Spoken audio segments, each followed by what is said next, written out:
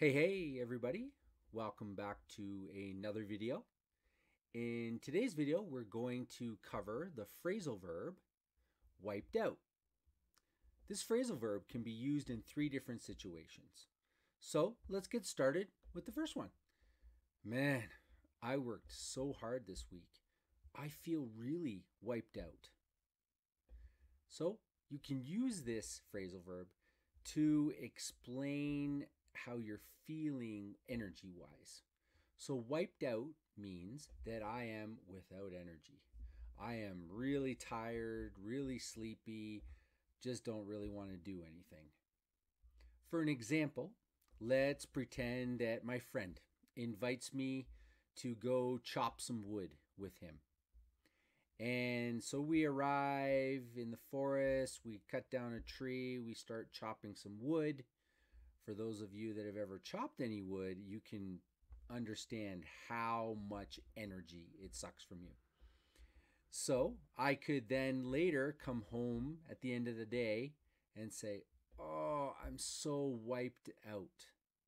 Meaning, just don't have any energy left. Another way that we can use this phrasal verb wiped out is to explain that something is pretty much destroyed or completely gone. So you could say maybe there was a tornado that hit a town and completely wiped out the town.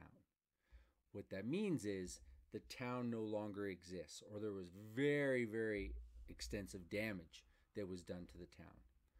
Or you could use it as well in a financial situation, meaning maybe you invested in a bunch of stocks and the stock market lost all its value and your stocks went to zero, and you could say, I was completely wiped out.